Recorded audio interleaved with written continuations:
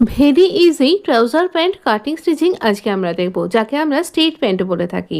তো এই straight palazzo প্যান্টের কাটিং স্টিচিং আজকে আমরা দেখব ভীষণ সহজে, তাও আবার খুব কম ওয়েটের ফ্যাব্রিকে। অনেক সময়তেই কিন্তু ফ্যাব্রিকের ওয়েট আমাদের অনেক বেশি থাকে না। যেমন আমার এটা 2 ফোল্ড অবস্থায় রয়েছে 17.5 ইঞ্চি, তার মানে দেখুন কতটা অল্প ফ্যাব্রিক আমার কাছে রয়েছে।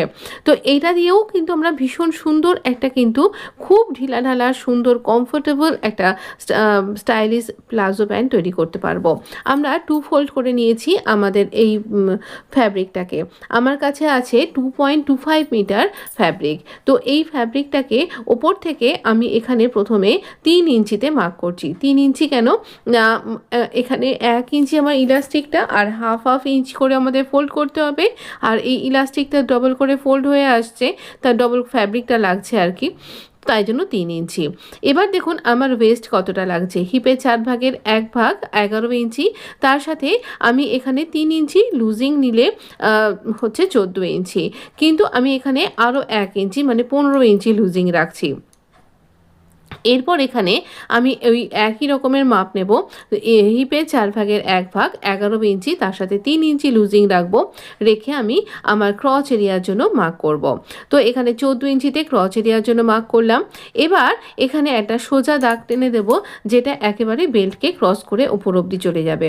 এরপর দেখুন এখানে আমি 2.5 ইঞ্চিতে মার্ক করছি। এই 2.5 ইঞ্চিতে একটা সোজা দাগ টানলাম, 1 ইঞ্চি কর্নার করে এখানে রাউন্ড শেপ দিয়ে নেব। যেমন আর্ম রাউন্ডের ক্ষেত্রে আমরা গোলাই দিই, সেরকমই একটু এরকম ট্যাকছা টাইপের গোলাইটা হবে। এবার দেখুন আমরা এখানে 14 ইঞ্চিতে মার্ক করেছি। তো এবার এই যে 14 ইঞ্চি এর এখানে নিয়েছি 2.5 ইঞ্চিটা, এখানে নিয়েছি 1 ইঞ্চি। এই ব্যাপারটা মাথায় রাখুন, এটা আমাদের ফ্রন্ট পার্ট।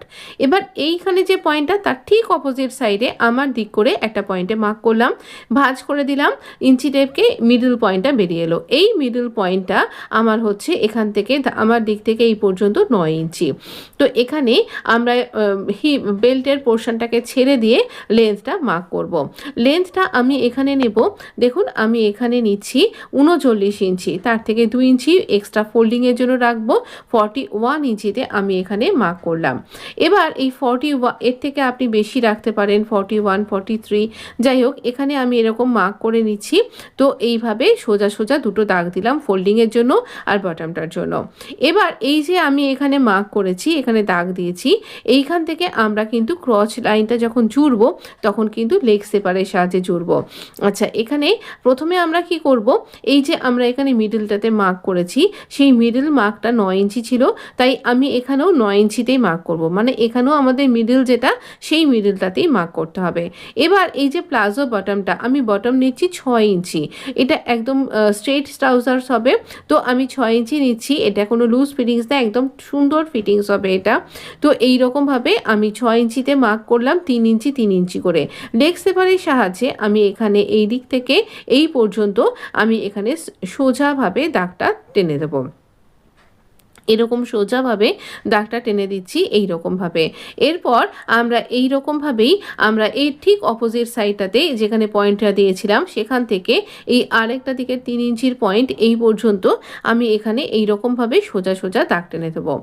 আমাদের এই রকমভাবে দাগ টানা হয়ে গেলে আমরা আমাদের ফ্রন্ট পার্টটা আর এক্সট্রা কিন্তু 2 ইঞ্চি বাড়িয়ে রাখবো। তাহলে আমাদের ফ্রন্ট পার্ট এই দাগ অনুযায়ী কাট করলেই আমরা আমাদের ফ্রন্ট পার্টটা পার করে নেব। তো এইভাবে আমরা এই যে দেখুন পাশ থেকে যে ফ্যাব্রিকগুলো বেরিয়ে আসছে, এই ফ্যাব্রিকগুলো কিন্তু আমরা ডিজাইন তৈরি করতে সাহায্য করেছে, তাই এগুলো কিন্তু একদম হেলাফেলার নয়।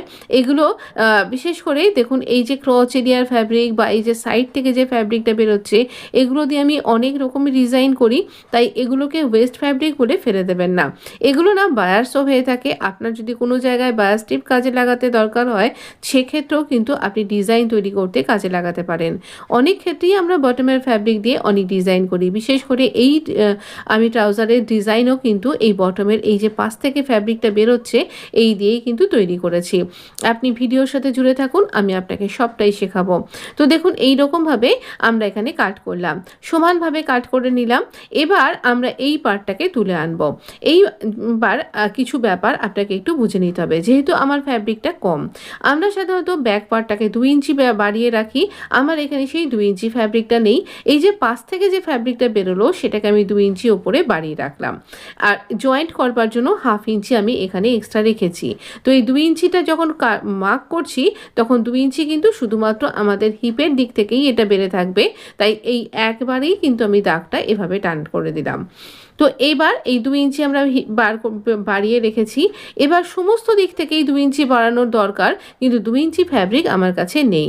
তো আমি যেহেতু এই ফ্রন্ট পার্টে যথেষ্ট লুজিং দিয়েই রেখেছিলাম, তাই ব্যাক পার্টে আমার 2 ইঞ্চি না হলেও 1.5 ইঞ্চি পাচ্ছি।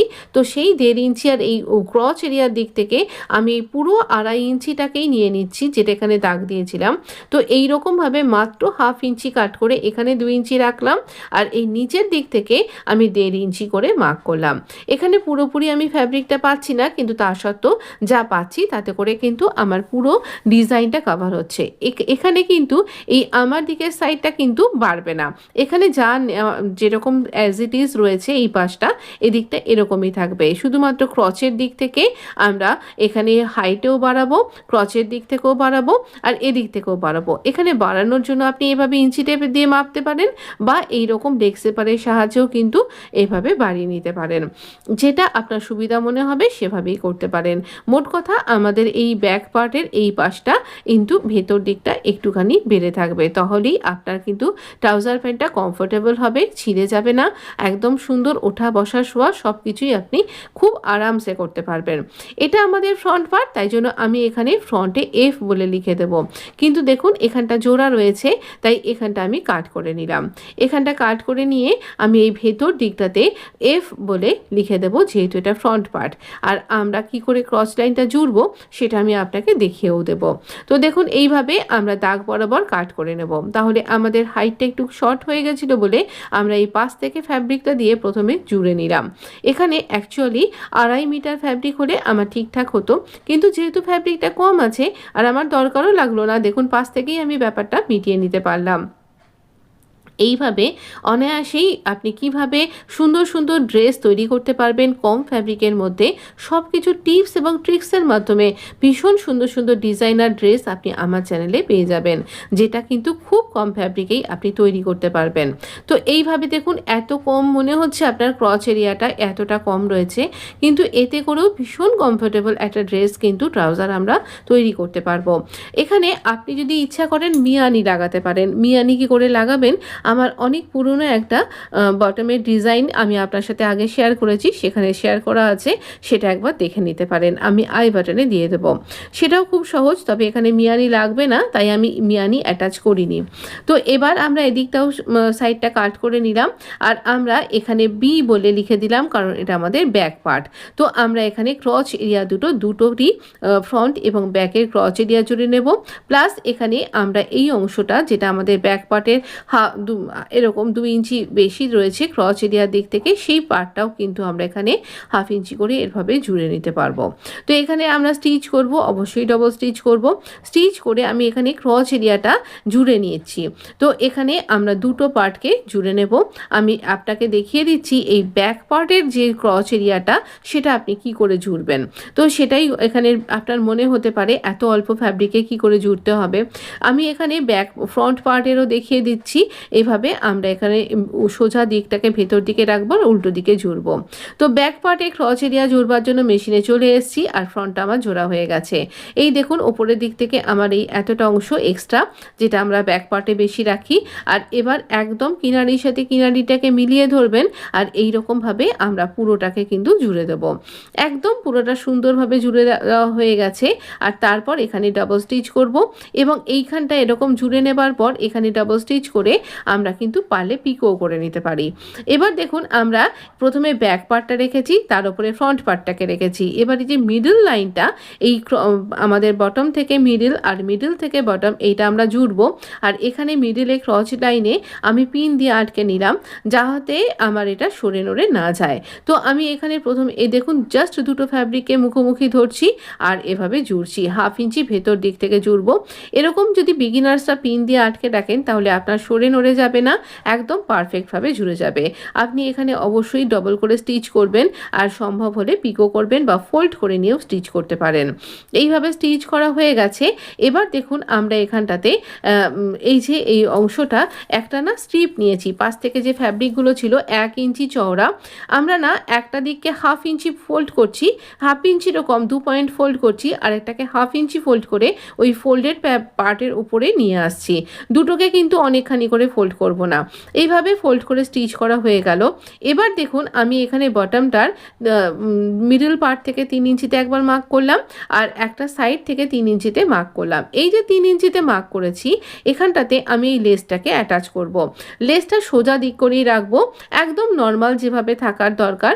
আপনার যদি মনে হয় ট্রায়াঙ্গেলের মুখটা নিচের দিকে তো নিচের দিকে, উপরের দিকে তো উপরের দিকে, যেমন খুশি রাখুন, কিন্তু 3 ইঞ্চি এইরকমভাবেই রাখতে পারেন। যে কোনো লেস আপনি এখানে কিন্তু অবশ্যই লাগাতে পারেন। আমি কানেক্টার লেস অ্যাটাচ করছি, কোথাও কাটাকাটি করতে হবে না, তবু আমাদের একটা সুন্দর ডিজাইন হবে। এই যে 1 ইঞ্চির আমরা দুটো স্ট্রিপ রেডি করেছি, যেটা উল্টো দিক সেটা ভেতর দিকে থাকবে, আর যে এই কিনারি বরাবর আমি এখানে লেসের একটা দিককে স্টিচ করে দিচ্ছি, আর একই সাথে এই স্ট্রিপটাকেও স্টিচ করছি। কি কাণ্ড দেখুন, আমি স্টিচ করছি অথচ আমার সুতোটা খুলেই গেছে। আপনারও কি এরকম হয় কখনো কখনো? আর আমি না খেয়াল করিনি, এডিটিংয়ের সময় তো ওটা বাদ যায়নি। তো যাই হোক, এইরকমভাবে আমরা স্টিচ করে নিলাম, আর এইভাবে স্টিচ করে নেবার পরে আমরা এইখানে কিনারি ঘেঁষে, মানে এই যে স্টিচটা আগে করলাম স্ট্রিপটা স্টিচ করার সময়, সেই বরাবরই আরেকটা স্টিচ করলাম। একই রকমের আমরা আরও একটা স্ট্রিপকে এখানে অ্যাটাচ করব। আচ্ছা, এই রকম করে স্টিচটা যদি অ্যাটাচ করি, আমার লেসটা খুব সুন্দরভাবে বসে যাবে। ফ্যাব্রিক আমার কম ছিল, তাই আলাদা করে ফ্যাব্রিককে পিনটাক্সের মতন করে উঠিয়ে এনে আমাকে স্টিচ করতে হলো না, অথচ ইনভিজিবলভাবে, অথচ একটা পিনটাক্সের এফেক্ট, একটা 3D এফেক্ট এখানে কিন্তু তৈরি হয়ে গেল। আর এতে করে আমার বটমটা একটু শক্তপোক্ত হয়ে গেল। এবার আমরা এরকম ফোল্ড করে নেব, যতটা আমরা ফোল্ডিংয়ের জন্য রেখেছি, রেখে এখানে কিন্তু একটা স্টিচ করে দেবো। এক্ষেত্রেও আমরা ওই স্টিচিং লাইনটা রাখবো, যেখানে আমরা এই স্ট্রিপটা বসিয়েছিলাম সেই বরাবরই এখানে স্টিচ করব। দেখুন একদম কিন্তু ওই বরাবর স্টিচ করে নিয়েছি। আবার এইখানে কিনারি বরাবর একটা টপ স্টিচ করে নেব। বটমের ডিজাইনটা কেমন লাগলো বলুন তো? বেশ ভালো না? সহজ অথচ খুব সুন্দর, খুব এলিগ্যান্ট একটা লুক আসছে। এবার সাইডটা যখন জুড়বো তখন দেখুন একটু ছোট বড় হবে, কারণ আমরা ছোট বড় মাপ নিয়েছি। তাহলে আমরা কি করব, এরকম টেনে নেব, নিয়ে সমান করে সাইডটা কেটে নেব, আর এইভাবে দুটো পোর্শনকে জুড়ে দেব। জোড়বার সময় যদি আপনি এই আমি যেভাবে ফোল্ড করলাম সেইভাবে জোড়েন, তাহলে আমাদের রং সাইডটাও কিন্তু নিট অ্যান্ড ক্লিন থাকবে। এবং অবশ্যই ডবল স্টিচ করে মুখটার কাজটা জুড়ে নেবেন, তাহলে পরে আপনার এটা শক্তপোক্ত হবে। আর এই যে স্টিচিং লাইনটা, এখানেও কিন্তু আপনি অবশ্যই ডবল স্টিচ করবেন, না হলে কখন যদি ছিঁড়ে যায়। আর পরেরটা কিন্তু এক সুতো ভেতর দিকে করবেন বা বাইরের দিকে। তো আমি ইলাস্টিক নিয়েছি, আমার যা ওয়েস্ট লাইন তার থেকে কিন্তু আমি এখানে 4 ইঞ্চি কম নিয়েছি, নিয়ে রাউন্ড করে এভাবে স্টিচ করে নিলাম। তারপর এখানে দেখুন সোজা করে নিয়েছি, আর 1/2 ইঞ্চি ফোল্ড করে নিয়েছি, নিয়ে আমি এখানে এই ইলাস্টিকটাকে অ্যাটাচ করব। তো ইলাস্টিক অ্যাটাচ করার সময় খেয়াল রাখতে হবে, এই ফোল্ডিংয়ের কিনারি বরাবর স্টিচ করব, কখনোই ইলাস্টিকের উপরে চলে যাবে না আমাদের স্টিচিং লাইনটা। এইভাবে স্টিচ করতে করতে আপনার এই ব্যাক পোর্শনে একটা ছোট্ট প্লিট পড়বে এইরকমভাবে, তাহলে আপনার কোথাও কুঁচকে যাবে না। আর ব্যাক আর পার্ট তো সমান বোঝাই যাচ্ছে, দুটো আলাদা, উঁচু নিচু, আর অনেকখানি ঢিলাঢালা, সুন্দর কমফোর্টেবল। মিয়ানি ছাড়াও মিয়ানির এফেক্ট হচ্ছে। এই রকম একটা সুন্দর ট্রাউজারটা আপনার কেমন লাগলো আমাকে অবশ্যই জানান। এই মুহুরি ডিজাইনটা আপনার কেমন লাগলো? ছিমছাম অথচ খুব সুন্দর, বিনা ঝামেলা সহ। ভিডিও ভালো লাগলে প্লিজ লাইক শেয়ার সাবস্ক্রাইব করে আমার সাথে থাকবেন। কমেন্ট করে জানান আপনার কেমন লাগলো। ভালো থাকুন, সুস্থ থাকুন। ধন্যবাদ বন্ধু, আপনাকে অনেক অনেক ধন্যবাদ।